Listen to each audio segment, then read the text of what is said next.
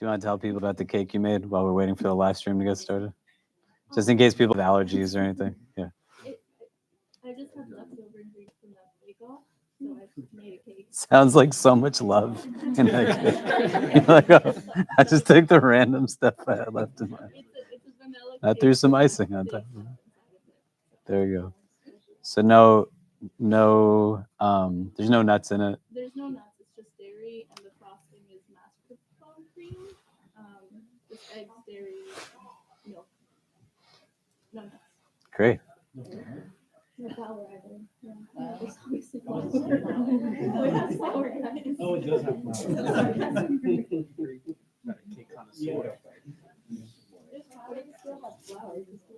Yeah, no, that has flour.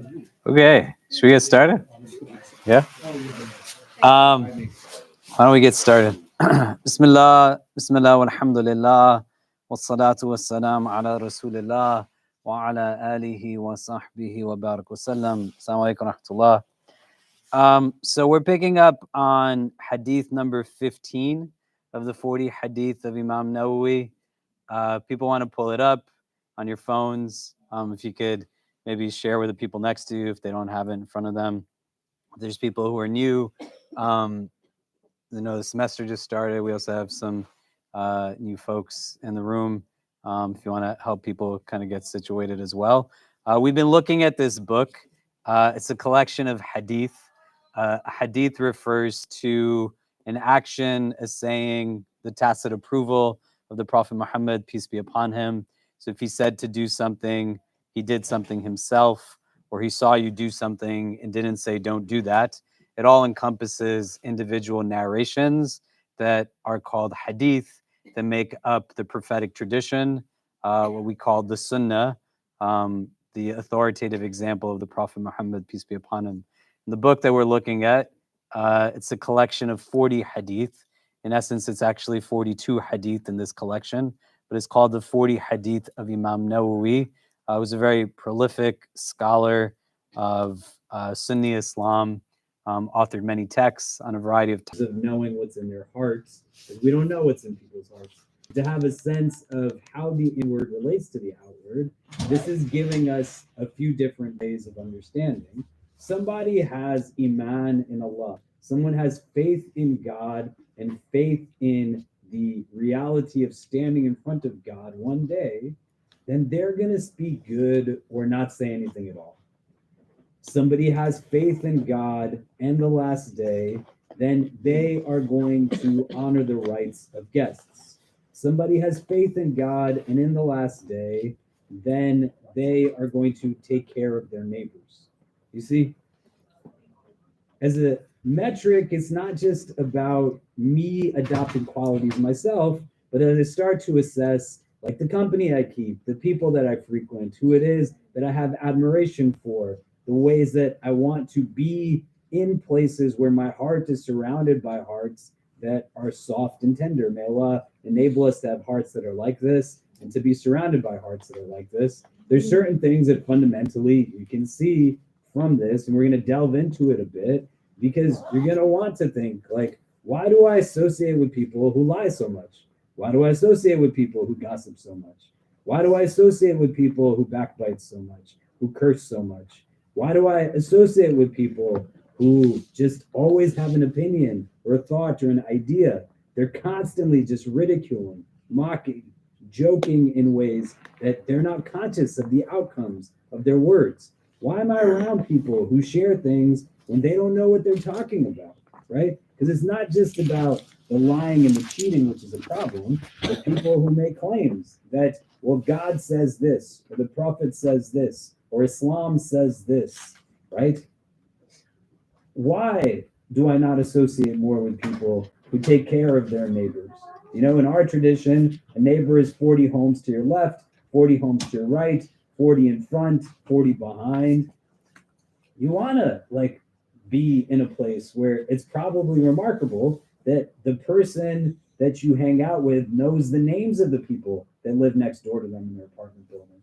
And you're astonished that somebody is like aware of the things that are going on with these people.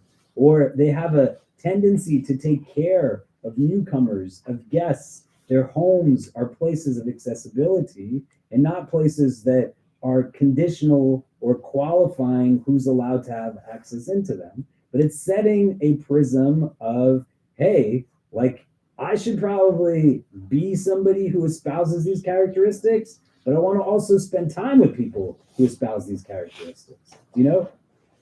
Then the other part to the framing that's repetitive, not in a way that is without purpose, but it's emphasizing what we talked about last time. Each and every trait is prefaced with this. It's both an indication of a state of Iman, the adoption of these characteristics or the presence of it, but the acting on these characteristics also is a mechanism to increase one in their Iman.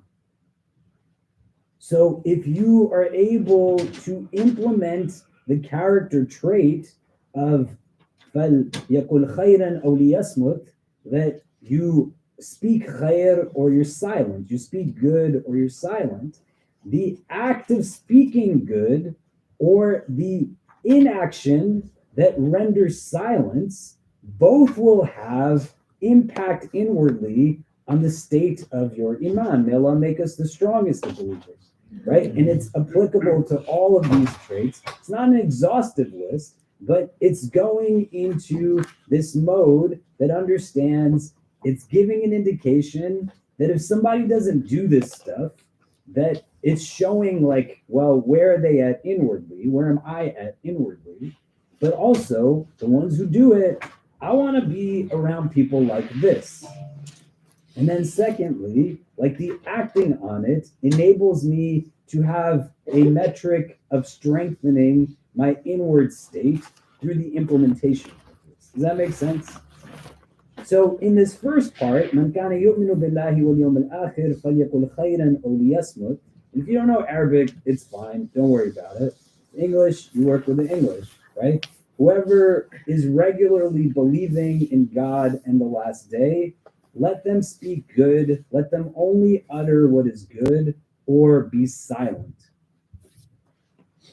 If you listen to the Arabic, فَلْيَقُلْ خَيْرًا أَوْ لِيَصْمُتْ, the lam that is in the beginning, فَلْيَقُلْ, the la that you hear there, أَوْ لِيَصْمُتْ, that lam, grammatically it is known as a lam of amr, a lam of command. Like the Prophet isn't just suggesting this, he's saying, do this thing.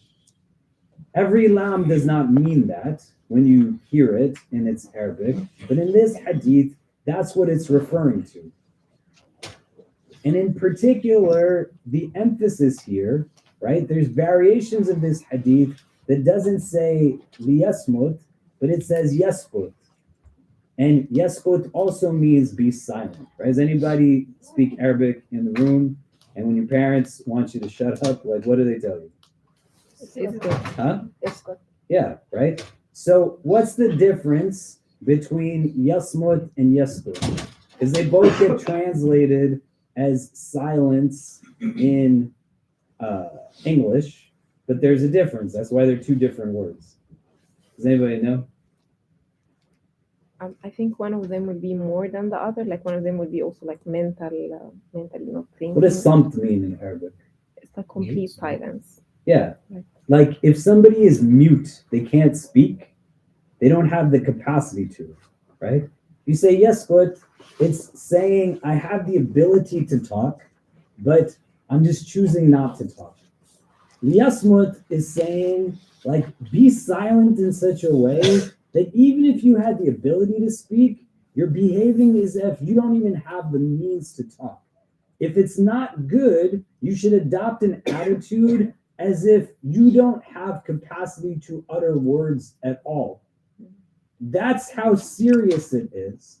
And there's numerous hadith that go into the framing of this idea of doing good in relation to words, as well as refraining from doing wrong in relation to words. And we'll look at some of those in particular, but this becomes fundamental in understanding what is going on inwardly, as we were talking about before. The tongue and the heart are constantly paired in our tradition. And the tongue is said to be a mirror of the heart. It's going to give you an indication as to what is going on, how you speak to others, how you engage others, how you treat others. It's hard to also think sometimes in this way. There's not neutrality in most situations that we sometimes try to render neutrality on. And there's also neutrality on a lot of situations that we tend to think are just one-sided, right? So it normally takes two people to create dynamics, barring situations of abuse and oppression. May Allah protect us from being abused or abusing anybody. And these kinds of things exist also in the form of language. You're accountable for every word. Every word is being written down. You have so many hadith and so many dua, so many supplications, so many things that give an indication that the relationship between the heart and the tongue are deeply connected to each other, and that the tongue essentially is serving as an indicator as to what it is that's taking place inside. In order for us to think out what this hadith is calling us towards, we're going to talk about some specific categories of things that one should not be doing, but the particular here is two options. That you speak good or you say nothing at all. And then they're both beneficial states, either the utterance of good or silence. What I'd like for us to think out a little bit, because the default here is not silence, the default is speaking good. And in the absence of the opportunity of speaking good, there's silence, right? So just so we can get going and people will kind of get out of the haze of a long day, and people can also go grab a slice of cake. If something is not khair, good, what else can it be? Because things are not just like good in the sense of extremes. There's good and then there's its polar opposite. So you got to know categorically what are the other things. And second, what's the gain of silence? What's the benefits that we can derive from not talking? Like, why would that be the alternative if there's not an opportunity to speak good? Does that make sense? And then the other stuff we talked about, right? There's so many hadith that indicate like states of the inner related to utterance of the tongue, right? Ayatul munafiq thalath, the signs of the hypocrite are three. إِذَا حَدَثَ كَذَبْ وَإِذَا وَعَدَ أَخْلَفْ وَإِذَا تُؤْمِنُ خَانَ, that when they speak, they lie. إِذَا حَدَثَ كَذَبْ, right? Hypocrisy is a state of the heart. May Allah protect us from it. How do you know? Well, look at how the person talks. إِذَا حَدَثَ كَذَبْ, when they speak, they lie. وَإِذَا وَعَدَ أَخْلَفْ, when they make a promise, they break it. وَإِذَا تُؤْمِنُ خَانَ, and when they're entrusted, they break the trust. It's all actions of the tongue that are giving an indication to the state of nifaq in the heart, right? So it's not like just a thing that is being stated just at random. This is what it is. It's giving indications. There's that link between these things. What I'd like for you to do, if you don't know the name of the person next to you, exchange a name. What are other things that can possibly be categorically understood in relation to our speech other than khair? If something is not good, what else can it be? And then second, like, what are the gains of silence? Like, what's the point or the benefit of it? So we can start to incentivize some of that. Let's talk about it for a couple of minutes. If you want to grab some food, also feel free to do that, and then we'll come back and discuss. So go ahead. If you don't know the names of the people next to you, Okay, if you've never been here before, you Yes. don't want to only You talk want it or if you're you want saying it? the most correct thing. You don't want to hesitate because you're worried saying the wrong thing.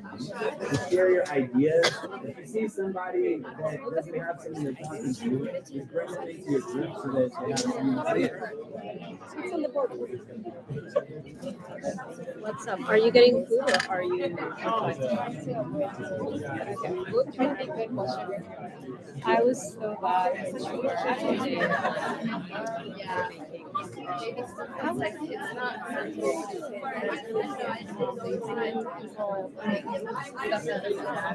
yeah, but I can imagine the grades are being way too many. Okay, what's your reflection? You know that when you spoke, it's a hard question. So you know that it is probably not stupid. Maybe that's what it is. Like, not wasting or being with like idols. So the first part of the question is, you know,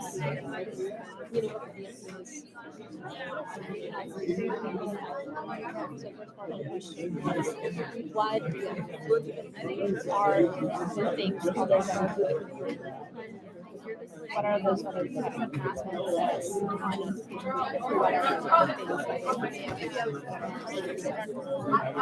I was thinking like one of those questions is like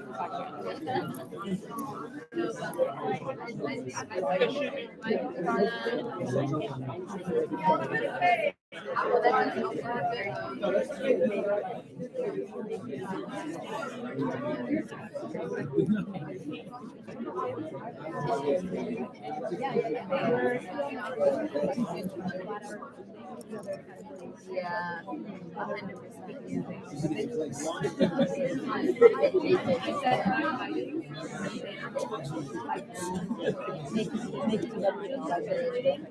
You want to join our discussion group? I'm Sana by Hi, Luna. Abir. Abir. Where are you guys from? Not from New York. We're just random community members. We're not NYU associated. Are you? I am. You're a student? Yeah, I just started last week. Oh, what's wrong? The undergrad or graduate program? Graduate. In what? Marketing. Marketing? Yeah. Oh, wow, mashallah. So I'm still exploring. This is my first time I'm coming here. Oh, no way. Yeah. Okay, welcome. Thank you. Yeah, a lot of community members come to the ICA, people that are not associated with NYU at all. We're just randoms. So do you guys work here or do you study somewhere else? We all work, right? You work. Yeah, we're young professionals. So yeah, we're not students anymore. I wish I was a student. I know the grass is always greener, but I'm in school. Oh, trust me. We want to be in the professional side of things. But one of my like housemates is in dental school here, and she was like, "You think that until you go back to school." I was like, "Well, no one was saying I'd go to dental school. That's crazy." No, I would have gotten a PhD if I had stayed. Anyway, okay, what do you have? So we were starting with what are the other categories of speech? If it's not good speech. Oh. And the second part of the question is, the first part is either speak good or. Oh, hi, you're here. We're just reflecting. Reflecting. How are you? Well,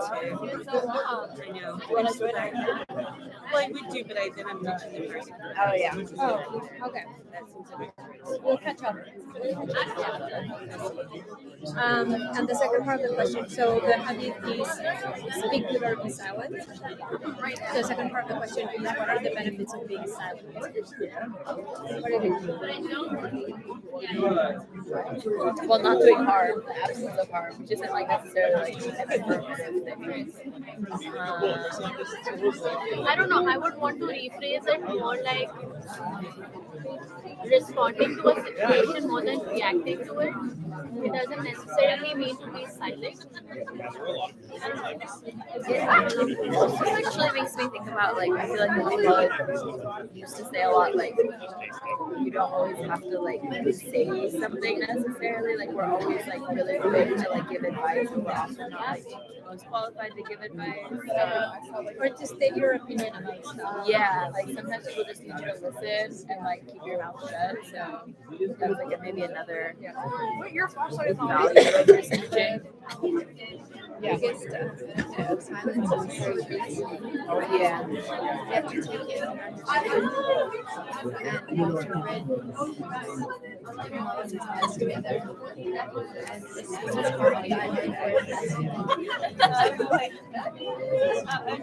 I think another benefit of silence that Imam Khalid always talks about is more like intentional reflection. You know, like if you're not talking, what are you doing with your silence? It's more likely that you're letting those thoughts simmer. So if you're like speculating or backbiting or like whatever it is that you would be doing otherwise, you're letting those thoughts like process. Yeah. You know, like reflecting on it.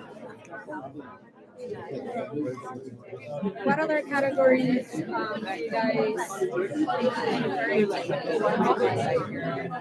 frivolous stuff?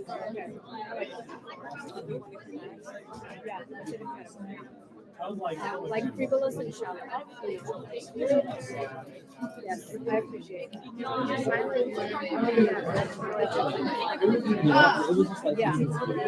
I appreciate that. The other day I muted a group chat because I really don't like celebrity gossip. I feel like I have those things.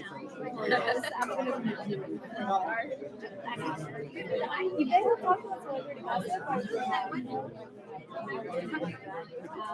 and yeah, you know, also being selective, like watching TV is great. Kind of definition to that. And if you're not in like formal roles of leadership, or if you've never like led a community that is 15,000 people, I say it to you because you're all here and we're sharing space together. It's not as simple as just the group of people that you interact with are the only people that consider this their community space. There are literally tens of thousands of people that volunteer form or visitor form that many of you have filled out coming into here now has well over 50,000 people that have submitted access to it. Do you know? And so, you know, I'm going to see what can be done. My ability to grow things here, I think has hit like a ceiling in terms of what we can do here. And I'm not the type of person to just be good with complacency.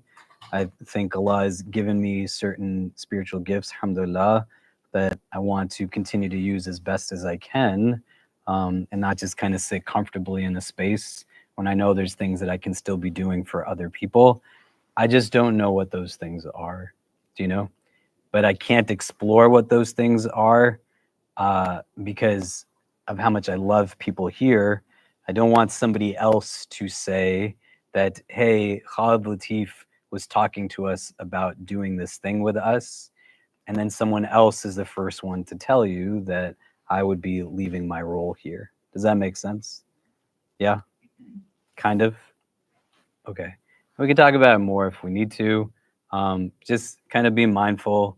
The responses that I receive from people are very varied. If you haven't gotten a reply back to me, from me to what you sent to me, is because, alhamdulillah, we have a large community. And I know one of the blessings that I have is serving a community that cares about me. So you can imagine how many people have reached out over the last few days. That I intend to respond to everybody, but it's going to take some time. So it doesn't mean I'm being negligent or anything. But if you talk to people and they ask you, like, what's he doing or what's he thinking, I am leaving from this role. I don't know 100% fully what it is that I'm doing as I leave from here. I'm hoping I'll have some clarity on it soon, but with good intentions and things that we are looking to build, Allah will facilitate, and I have full trust in that. And I hope that you all trust me enough to know that I kind of know what it is that I'm trying to do, but try to not make it harder, by making claims on things that you don't know how it sounds to other people. Does that make sense? Or engaging in conversations that are on speculations. Because if you know something about my life that I don't know, I would love for you to tell me. This is a lot different from 20 years ago when I was 22 and single. I got 2 babies that I love very much, Medina and Kareem, their mother, who I fall more in love with every single day. I started working here where I still loved people, but I didn't know, you know? I did a wedding last week of one of our alums in California. His name is Afraz Khan. Some of you might remember Afraz, a really good guy, mashallah. He graduated in 2016. And as I was doing his wedding khutbah, I was telling people what it was like meeting him the first time. He showed up to a freshman dinner at my apartment, and he was very late. And he said to me in this like excited way, if you know Afraz, he's very positive. His first day on campus, he was like, "I'm so sorry, I'm so late. I went to like the Bhangra team practice to see if I could join the Bhangra team." I was like, "Wait, why are you in my house, man? Like, just the dinner's over." And then he wouldn't leave. And I had a lot of different things that I could say about him, but the one story I shared was Afraz had done a study abroad in Argentina at Buenos Aires. And we got on a Zoom, and I hadn't seen him for months. He hadn't seen me for months. There was other people on the Zoom. And when he saw me, he gave me salams, and he started to cry.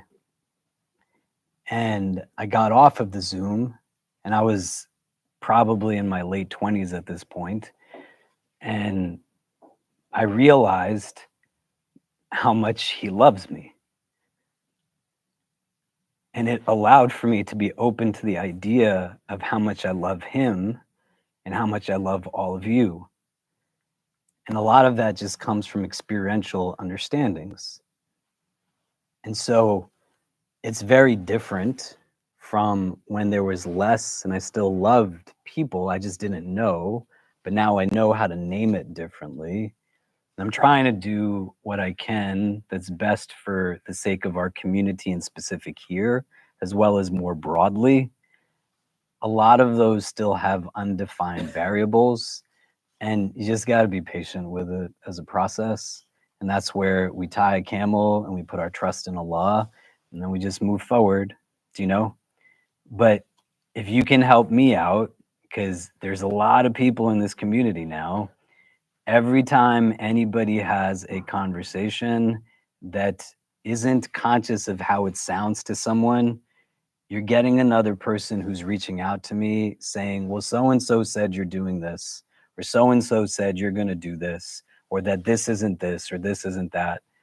And I'm trying to figure it out. So it would help a lot if you just let me tell people what it is that's going to be happening as I figure it out. Does that make sense? Yeah? Good? Okay. And so why I wanted to say that is because 4 people came up here and got on this camera in the live stream and were like, "You're leaving us," right? Or "Where are you going?" It's not a conversation probably we want to have in that way. But inshallah, we're going to continue to grow and continue to build and see what happens. And make sure that we keep people plugged in. I wouldn't not tell people that I love like what it is that's happening. And if anything, I need your love because that's what gives me strength and courage to do some of these things. Yeah. So inshallah, Allah will give us tawfiq in all of this. So let's go back to the hadith. What did we talk about? The different categories other than khair, silence. What are the benefits of silence? What did you discuss?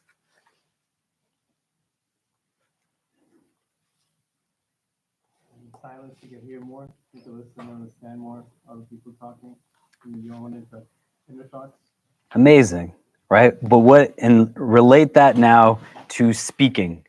What can you do in silence that you can't do if you're talking? Huh? Think. What else?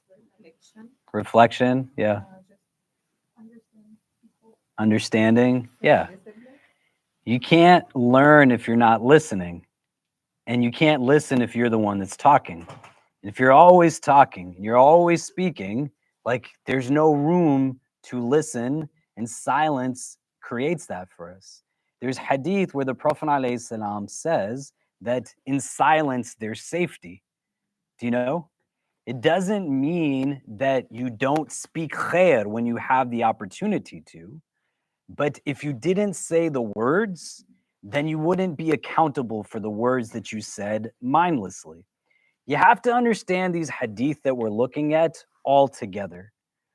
To understand them in isolation doesn't mean there won't be benefit, but the benefit won't be derived as much as you can understand it when it's seen in tandem.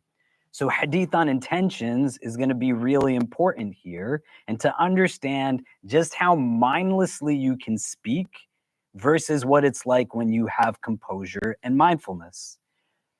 And when you live in an era that teaches you to feed yourself through submissiveness to feelings, I felt it, so I just had to say it. Nobody's saying you don't say certain things and you bottle it up. It's not one extreme to the other, but the setting in which you say it, who you're saying it to, and recognizing not after the fact, but as best as you can preemptively, that this is about to come out of my mouth. What are the consequences to it? And in silence, I have capacity to observe, to understand. If we can open up the 50th chapter of the Quran, it's 16th to 18 verses. So Surah Qaf, it's the 50th chapter, 16, 17, and 18. Can somebody read it? You can read the English or the Arabic. 50, verse 16, 17, and 18. Surah Qaf. Yeah, go for it. أعوذ بالله من الشيطان الرجيم ولقد خلقنا الإنسان ونعلم ما توسوس به نفسه ونحن أقرب إليه من حبل الوريد إذ يتلقى المتلقيان عن اليمين وعن الشمال قعيد ما يلفظ من قول إلا لديه رقيب عتيد. Can somebody read the English? I can read it. Yeah, go ahead. Indeed, it is we who created humankind, and fully know what their souls whisper to them, and we are closer to them than their evil or they. As the two recording angels, one sitting to the right and the other one to the left, note everything. In the 18th verse. Not a word does a person utter without having a vigilant observer ready to write it down. Everything is getting written down. Every single word. Do you know? All of it. Like all the stuff I'm saying, written down. I don't have to believe it for it to be true. But you can link the initial frame now, Man kana yu'minu billahi wal yawm al-akhir, that whosoever believes in Allah on the last day, let him speak good or be silent, because all of those words are things you're going to be accountable for when you stand in front of Allah on the last day. Doesn't matter what the people around you validated or told you was fine to do. When we start to get into some of these things categorically, it cannot be a self-deprecating mode of analysis, but reflectiveness that aspires towards being in a place where you embody these aspects of the prophetic tradition. Show me a hadith where the Prophet was gossiping about somebody. Show me a hadith where he's being racist, he's cursing someone. Show me a hadith where he's lying, where he's cheating. There's hadith where the companions ask people about, like, can someone have iman if they do this, if they do that? And the Prophet's like, yeah, they can. Yes, they can. And then he says, what about lying? Like, no.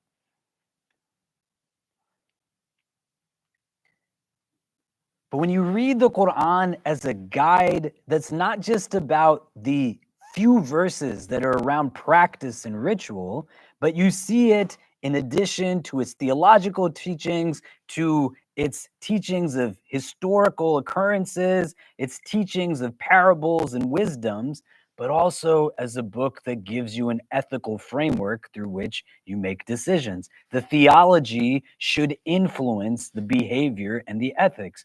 If you really believed that there was a God in a last day, how could you talk to people the way that you talk? Why would you want to have like your voice heard so much?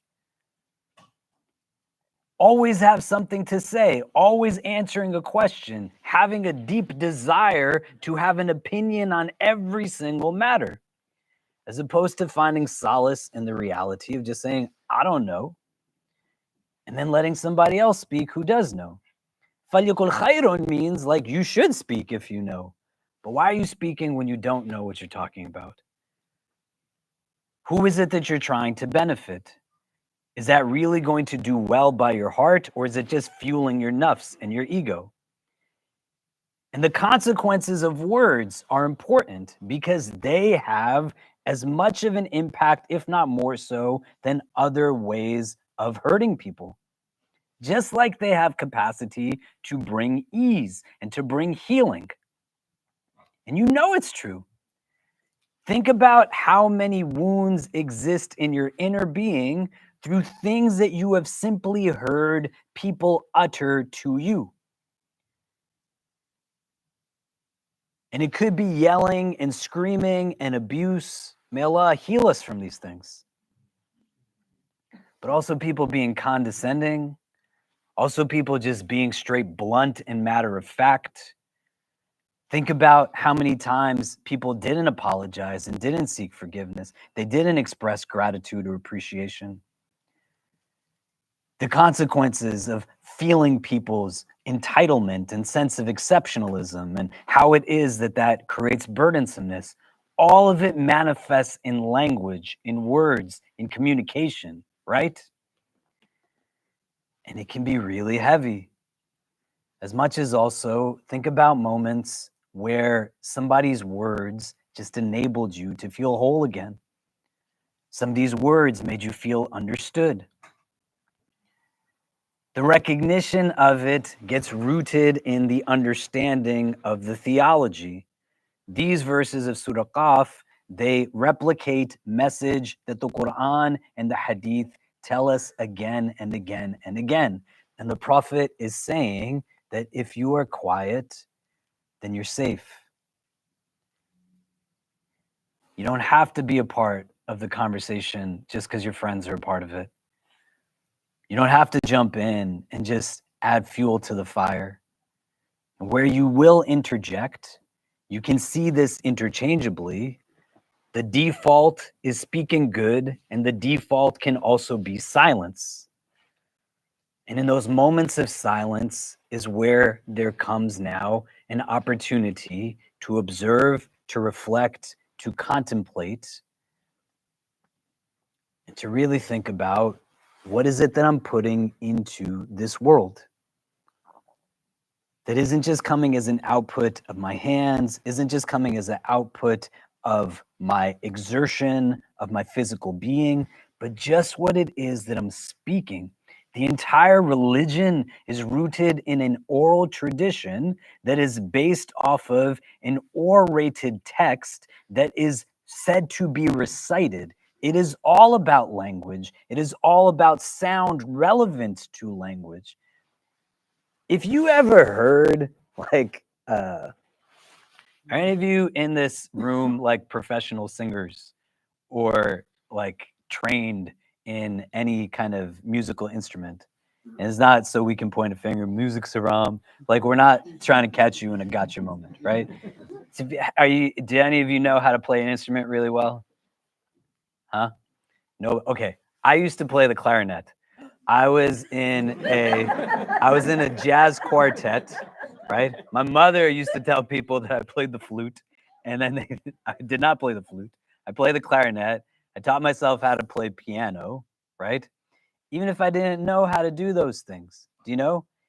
If you've ever listened to music and you hear somebody just sing the wrong note, if you would go to a concert and the guy hit the wrong key on it, you don't have to be an expert to know that it doesn't sound right, right?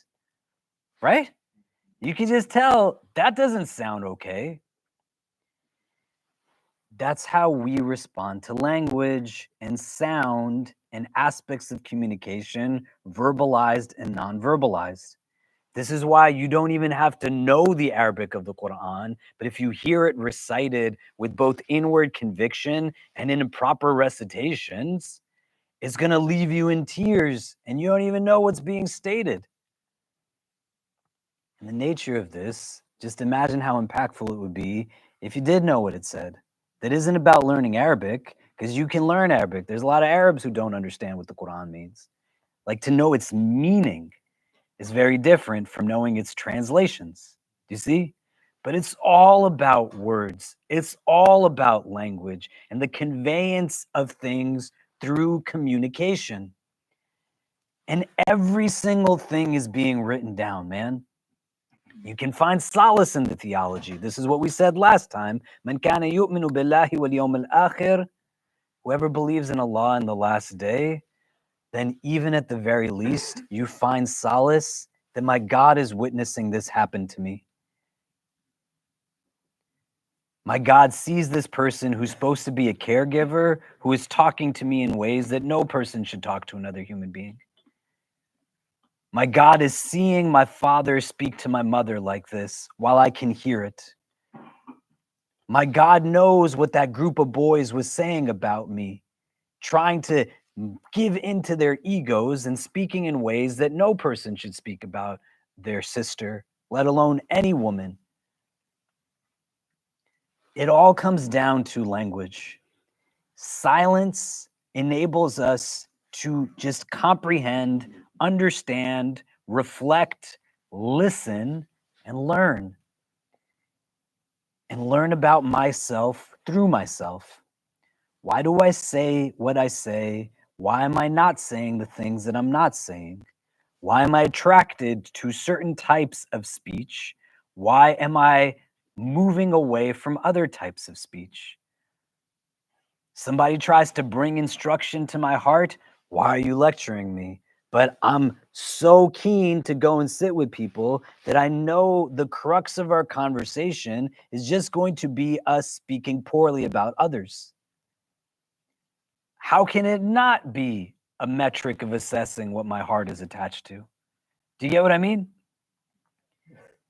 Our Prophet ﷺ was an amazing communicator, effective, didn't speak verbosely. Every word had deep impact. Think about how remarkable this is, right? Most of us in this room are not native Arabic speakers, and most of us don't even speak Arabic. But the majesticness of the Quran is that it still touches our heart through translation. And 14 centuries later, the Prophet ﷺ spoke words to his people that still carry meaning for us today, and we engage those also through translation. You got to be crazy good at how you speak language in order to speak in that type of mode. And that is the potential of a human.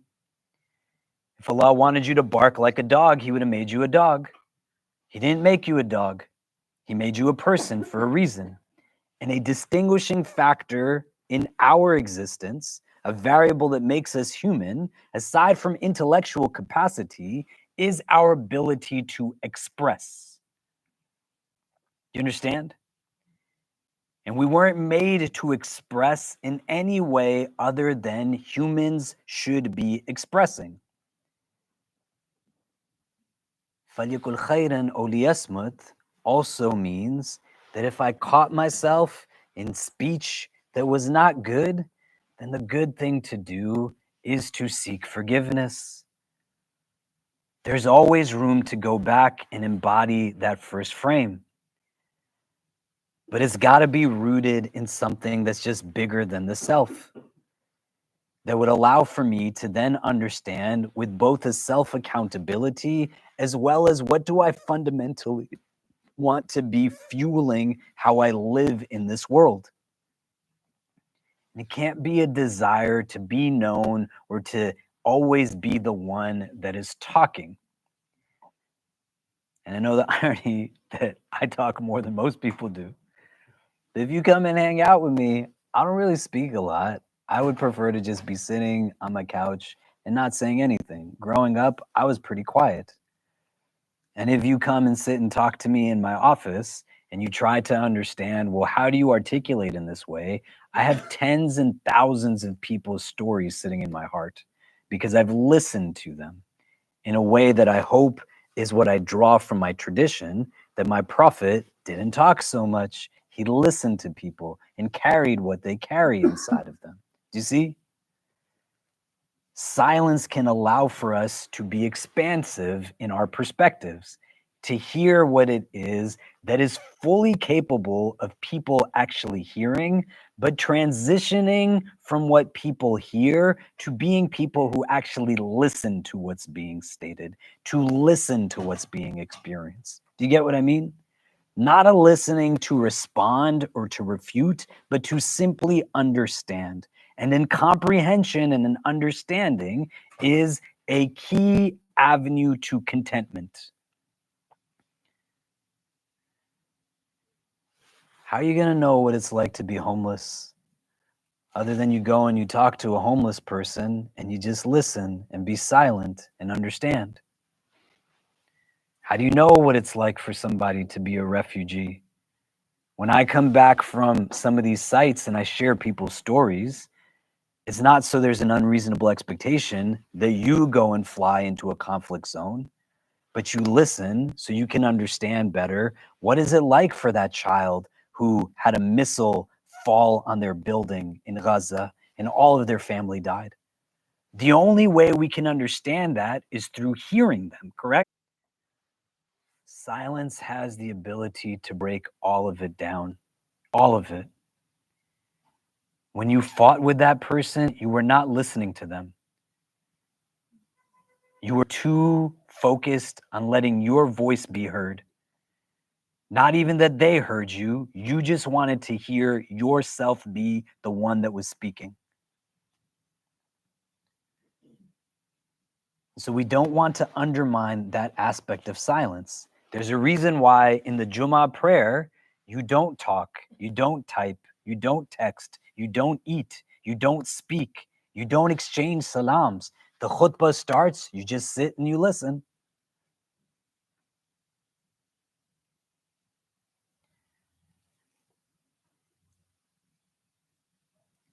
And that pondering that comes through moments of silence will then enable me to render consciousness that says, is this really a statement I want to put into the world right now? What is the benefit to it? What is the detriment? The outcome is not only about how people respond. You cannot be a people pleaser and be a good Muslim, right? If you have enemies, it likely shows and indicates that you stand for something. If everybody likes you, then that probably means you don't really stand up against certain things that you could. Not a good or a bad, just objective understanding.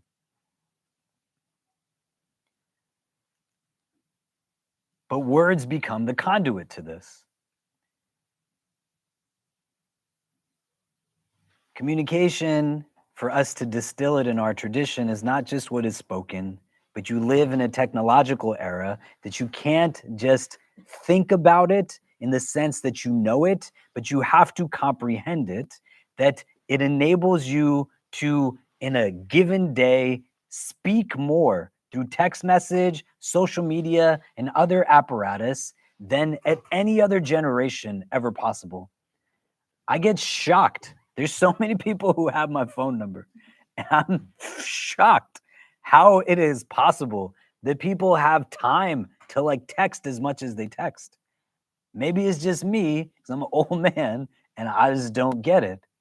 But in this root of silence, every single word is going to be accountable. Doesn't matter like who saw it and who did it. And you should know, man, anything you put into any of your devices, the minute you hit send or the minute you hit post, regardless of who you limit from seeing what, it is all publicly viewable. And it will last after you have put it out there. There's accountability towards these things.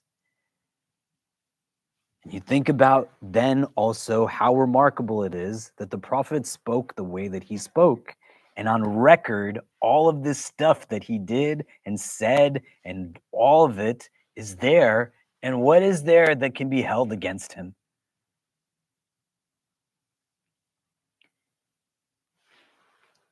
Bring moments of silence to reflect, to contemplate, but to also listen. Turn on something that isn't just mindless, but will give you insight as to how people are made to live differently, as well as how they are fundamentally just different because they come from different backgrounds.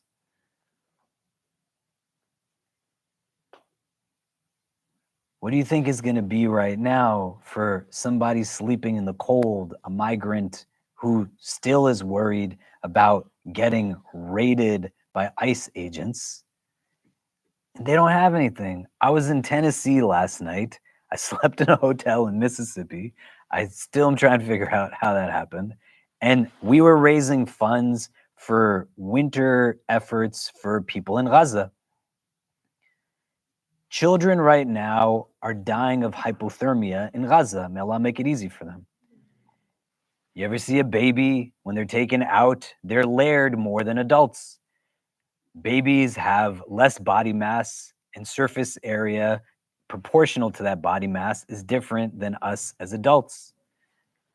When you add to it the variable of not having food or drink that then provides energy to cope with temperatures dropping, and not having shelter because other humans have lost their sense of humanity and just bombed your buildings to rubble, and you have no belongings. We were raising money last night for shoes for kids, for blankets, for tents for them to be in. It's not that tomorrow there's going to suddenly be houses built. This is going to take substantial amounts of time. And that's if, God forbid, there's no further attacks.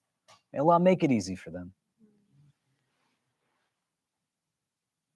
When your emotions get in the way and you feel bad and privileged enough to say, it's too much for me to look at, then you're not listening the right way to the experiences of these people. It can be heavy, it can make you sad, but it cannot create paralysis, because the paralysis is not coming from love. It's coming from unhealthy guilt, and you're subservient to the feelings, and that's what you're listening more to than listening to their calls. Do you understand? And it can all be drawn from just this simple statement. Man kana yu'minu billahi wal yawm al-akhir falyakul khayran aw liyasmut. If you're not talking, then your other senses are more awakened. You hear different, you smell different, you touch different, you think different. It's not possible to do it in the same way if you are consciously conversing. There's other times you could do certain things. You could shower and sing. You could drive and sing. You could do certain things. But fundamentally, doing two things at once is not possible for the most part. You cannot drive and text. As much as you think you can, you should not do that. It does not enable you to have the focus that you can. So if you're intellectualizing and engaging in rhetoric, it doesn't allow for there to be then the processing back also that creates what you need inwardly to be able to be what you can fully for the people that are around you. How many masjids do you go to where people stand side by side for decades and they don't know the name of the person sitting next to them? Prayed next to you for years and never had an opportunity to really learn anything about one another. Do people know Rami Nashashibi? He runs the Inner City Muslim Action Network in Chicago. You're the only one that knows him. Anybody else know Rami Nashashibi? Yeah. Rami Nashashibi.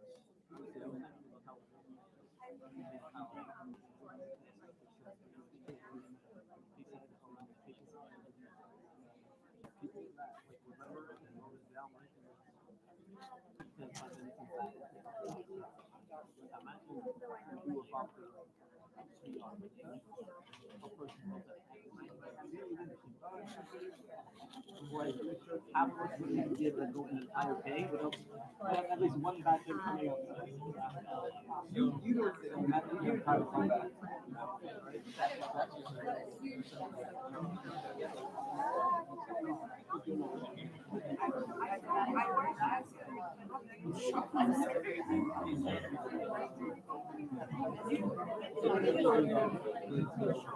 I should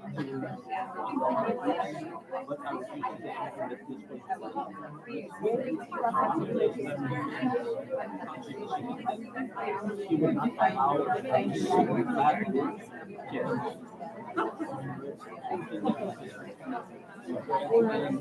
Some of us we can't even go 3 hours. We realize it. I think we have to show you the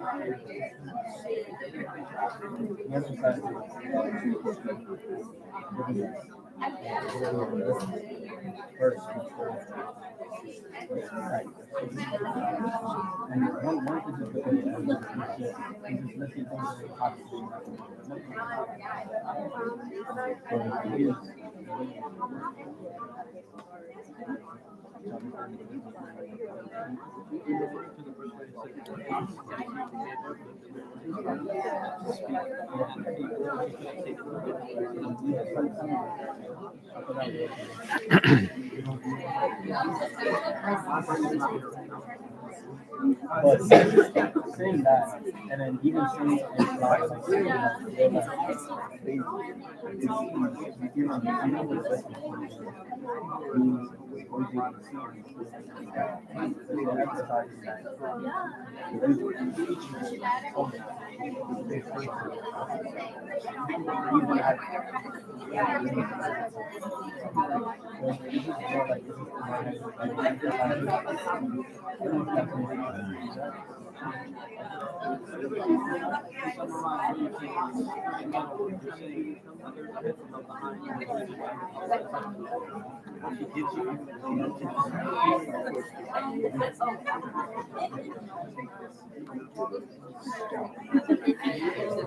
Okay, what are some of the things we're talking about?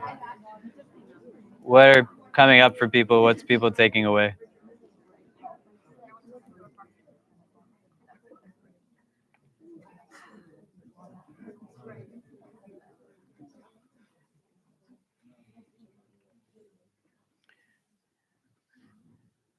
What did we discuss? Yeah. Me and Yusuf, what was it? Where did it again? How did it again? You forgot? Man, you just talked about 2 minutes ago. What? No, I was trying You got to to find a new buddy to talk to. He's not listening to a word you said. It's the exact opposite of what you talked about. Great. Wait, yeah, go ahead. There's a verse in the Quran, and I don't want to like misquote it, but paraphrasing here, where Allah Subhanahu wa Taala says that He gave you hearing before speech, sight, and I'm just trying to extract like the wisdom behind it, like even in like real life, not that it's not real life, but like even at like the early stages of birth of life, like a baby, he's not given 20/20 vision, but he's able to hear like what you say, and just seeing how like even at that level the importance of like speech and your tone, all of those things matter, and the fact that you're able to still hear at that age, but not see that it's the importance of what you're attracting in your ears rather than sight. Does that make sense? It makes a lot of sense, right?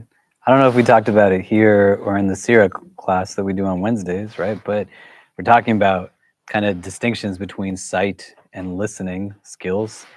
You know, if there's some kind of challenge in front of me, visually, I can impair myself from seeing it, right? I can close my eyes, I can cover my eyes, I can avert my gaze into a different direction. If I don't want to look over here, I can just look over here. I can't do that with my hearing, right? I can't close my hearing the way I can close my seeing. Do you see? And so it creates categorically a different mode of engagement and consumption that renders a need for more mindfulness that goes in both directions.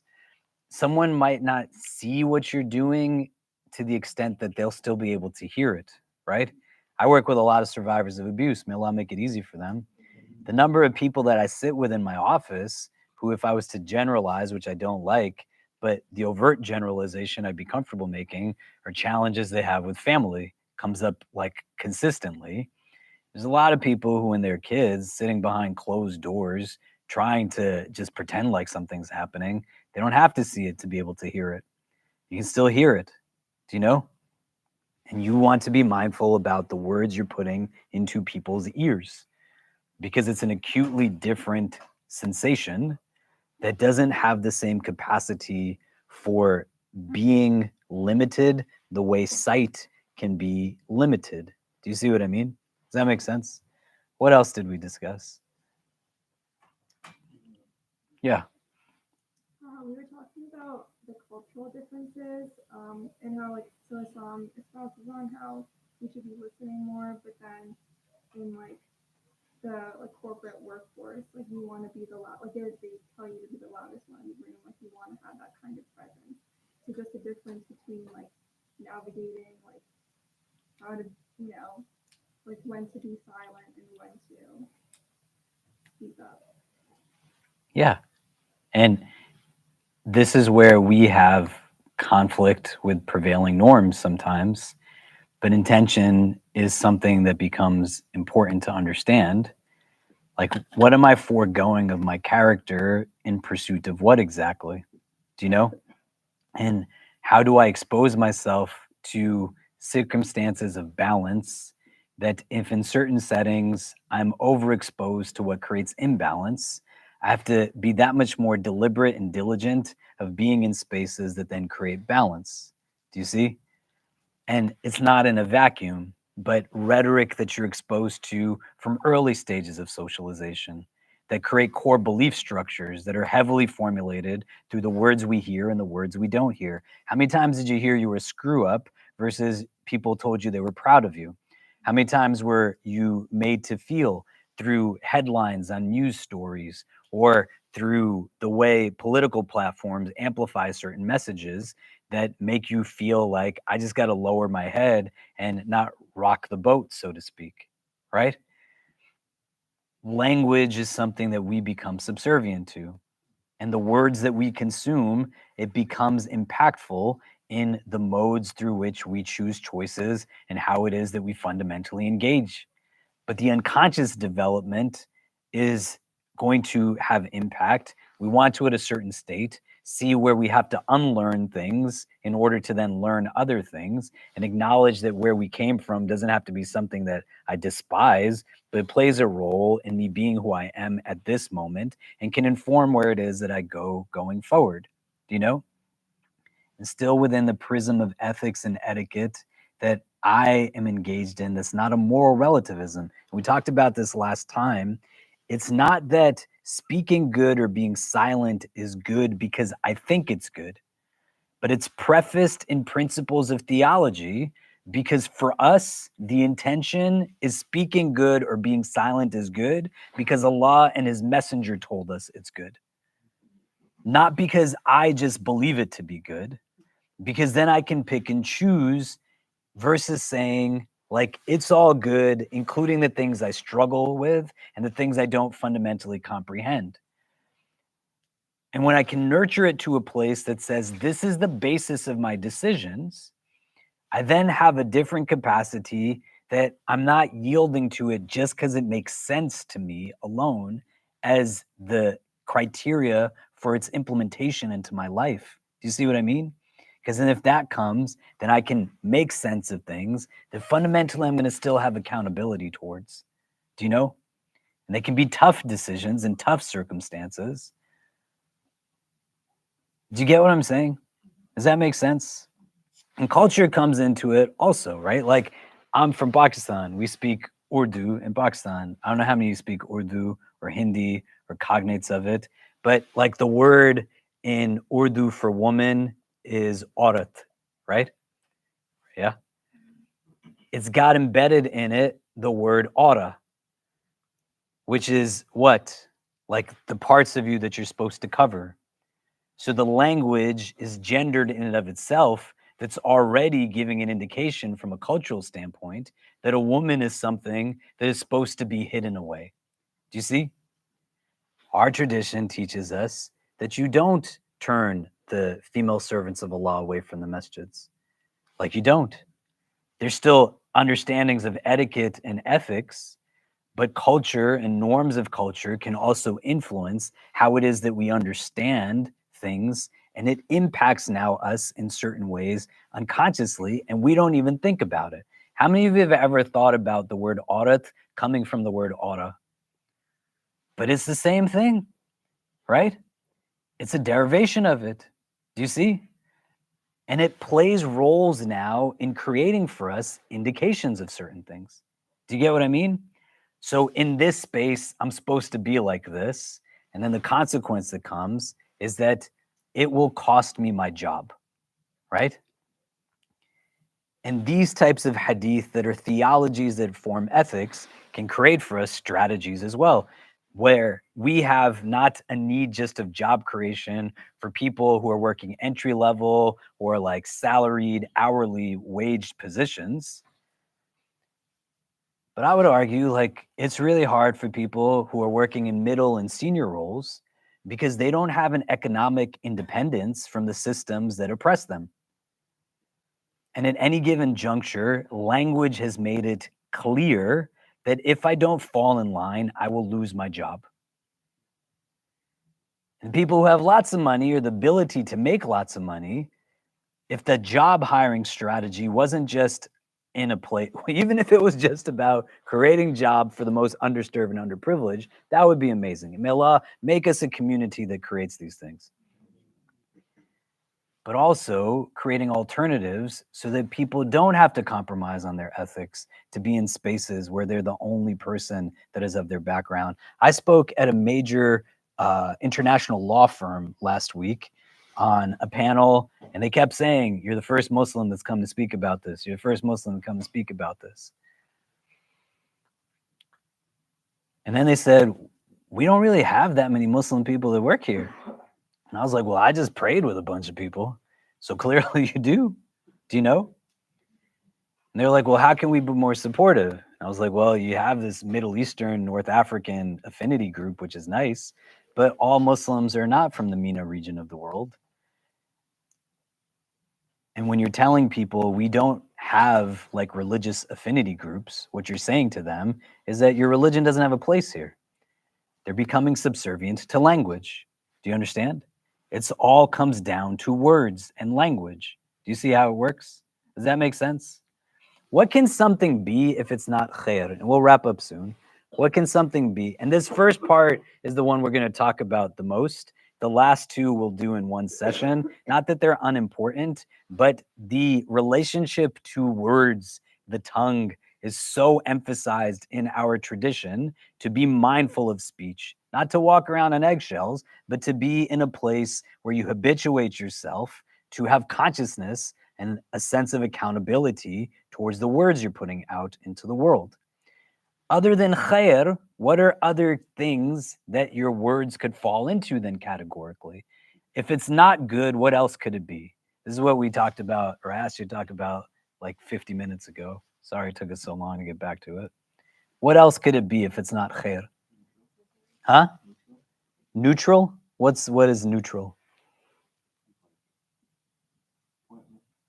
So neutral and pointless are not the same words, right? Neutral means something very different from pointless. So which one is it? Or is it both? What is neutral language? Huh? Then what is pointless? It has no value or no intention. Other thoughts on this? Like it's empty, concept-wise, it's Huh? empty. It's I'm concept-wise, trying to it's be empty, too. but it like emotionally, you're not saying bad things about other people, but you're also saying, are you saying nothing? You're talking without a purpose. What is that? If you Like talk without neutral, so purpose. it may be neutral and it may be neutral. I lost my thought. It's okay. What are the categories that you can have? Yeah. Undesirable thought, or like which is like I'm just assuming it, but like stuff that's like really undesirable in the eyes of God. Okay. So I'm just going to tell you, right, in the interest of time, all of these make a lot of sense, but you want to do these types of exercises so that you can start to understand the nuance that exists in language. When you say something, you become subservient to it. Like a lot of times you ask people why they're so angry when they're really sad. And you keep saying, you're so angry. Why are you so angry? And then they go home and like, oh, why am I so angry? And then they're trying to solve for anger and nothing works, not because the solutions don't work, but the initial question is wrong. You can't use strategies for anger when you're sad. Do you see?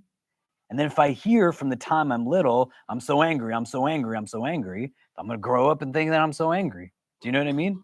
Right? There's three buckets that we can categorize speech into that have overlaps in stuff that's being said here. There's khair, like it's good. And good things have an expansive nature in our tradition. There's shar, which is the opposite. It's evil, it's bad. And you cannot think about it any other way. It is wrong to gossip. It is evil. It is wrong to backbite. It is wrong to lie. It is wrong to break oaths and promises. It is wrong. And there's no ifs, ands, or buts about that. And then the category that's in the middle that has this kind of relationship to what Harith is saying, this is called lahu in Arabic. That's futile. It has no benefit or no detriment. There's just fundamentally no point to it. And a good chunk of what we do falls into this. Just consumption and consumption and consumption. Tell me when you are scrolling, how much do you retain of it? And it's hard to break habits, but you can break them. You just take it a day at a time. It's not any different from if you smoke a lot and then you try to cut a habit of smoking. If you drink, if you watch too much TV, whatever it is. If it's a deeply entrenched addiction, it's a little bit different. Lahu is just futility. You just talk and there's no point to what it is that you're talking about. The intentionality here becomes important because the futility of some of these things renders itself to be categorically problematic, right? Like if I say that the Prophet said something that he did not say, if I say something is haram that is not haram, this is shar. This is a problem. Do you know? But most of what gets me to a place where I get on the root of other things like gossiping and backbiting is not starting in the onset of a conversation rooted in khair. It starts in a conversation that was rooted in things that were pointless. And as I get to a place where the futility of it just doesn't really go anywhere, I got to get something that makes it a little bit juicier at the end of the day, that enables me to still have a benefit. Can you say there's a pro to gossiping? Yeah, 100%. If we gossip, What we're doing is me saying to you, hey man, I'm the same as sharing that someone has hurt you or caused you problems. But intention is important to understand here. And that futility can lend us to this place. And it's straight Quran. It's telling you, like, don't be suspicious of people. Don't engage in backbiting. It's like you're eating the flesh of their back. And then they're going to come on the day of judgment and they get the benefit of your good deeds while you accumulate bad ones. In pursuit of what? Like, I love hearts. We can have a relationship that doesn't have to be based on things that are stupid. And it's not that that's impossible, but when you are socialized in a setting that creates this sense of, well, this is what it means to have depth. Like, no, man. And you can't just give it, the aunties always just do this, and that's what our culture is. At some level, you got to kick that nonsense out of your lineage and not be the one that's pushing it forward and propagating it even more. Somebody did it generationally before. I don't know why they do that. The generations that came before us, they live under conflict and colonization and trauma and slavery and occupation and genocide. They're sitting around and they're talking about stuff. Like, Allah make it easy for them. They could have gone through a lot of hell that already Allah caught them in a moment of mercy. What am I doing? Sitting and watching $1 million view in front of me while I'm eating cake that somebody baked for me and somebody brought it to me in a plate? What fundamental reason do I have to engage in futility that then lands itself consequently in the commitment of shar? It's evil. And you have to be able to identify it in these ways, because not only are you hurting someone else, you're killing your heart in the process. The khair part to it can't be undermined. And we want to give an indication of that, and then we'll pick up from there, because it's not just about the avoidance of what is bad, but doing something that's good. So the Prophet ﷺ, he says, a servant makes a statement that is so pleasing to Allah, although he himself does not give it much concern, that Allah raises him levels due to it. And the servant makes a statement that is so displeasing to Allah, although he himself does not give it much concern, that he is thrown because of it into fire. May Allah protect us from it. The former part of this is about saying something that's positive. You want to put like light into the world. You want to be someone who is giving feelings of upliftment, right? The Prophet ﷺ is al-Bashir, the bearer of glad tidings, a source of hope, not a source of hopelessness, a source of light, not a source of darkness.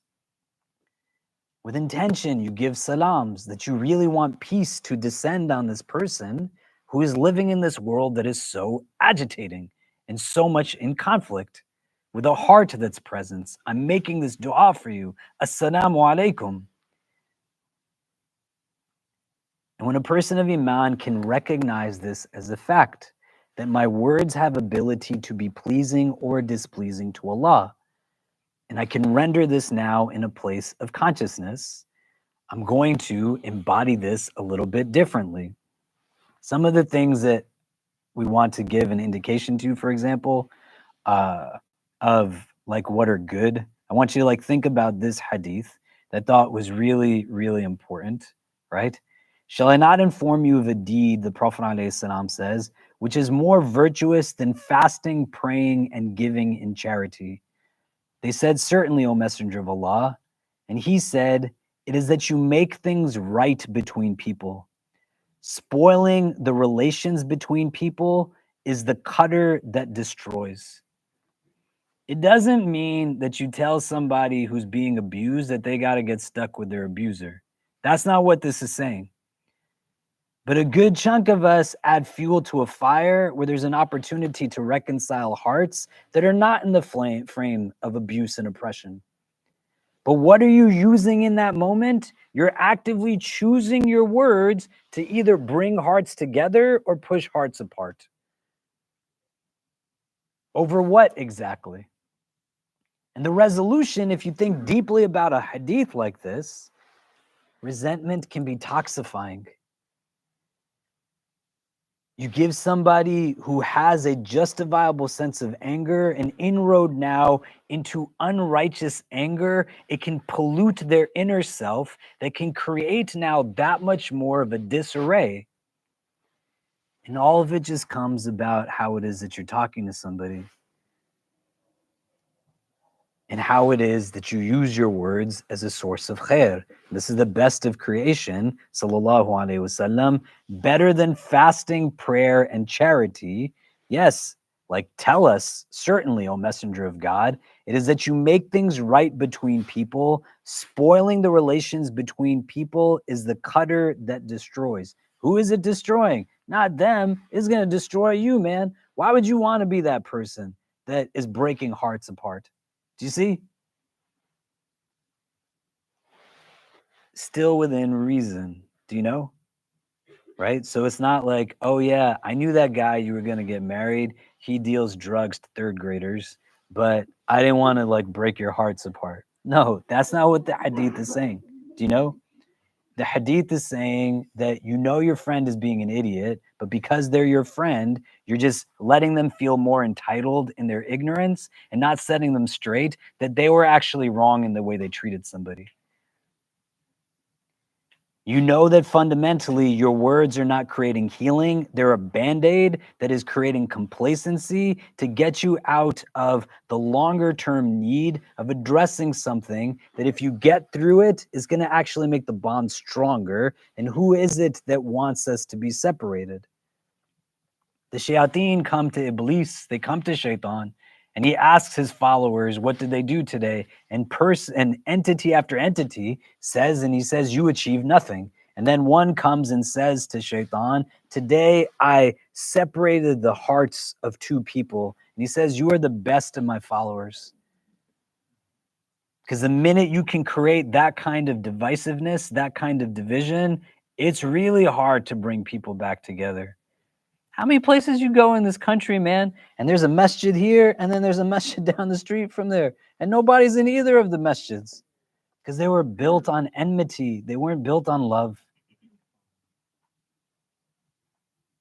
When you go to the Sirah class and we talk about the Prophet chose the milk over the wine and that there's generational impact, it starts from the things that first hadith that I said to you that has these two refrains in both parts of it. You might not think it's a big deal, but it'll raise you many levels in the sight of Allah. You might not think it's a big deal, but it's going to be what plunges you into Jahannam.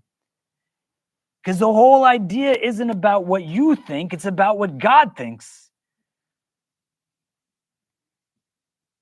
Why would God gift you the ability to communicate and make you of the ummah of the man who is the best communicator ever so that you would use your words to hurt somebody? You see? The last thing that I'll say, and sometimes like our words are giving us an indication that we're not doing it right, and it's a signpost back to something. So what I'd like for us to do, just we'll take a pause here in a minute. You can turn to the persons next to you. What are you taking away from tonight's conversation, from this discussion? Let's talk about it just for a few minutes, and then we'll wrap up with some announcements, and then we'll close for tonight. But go ahead.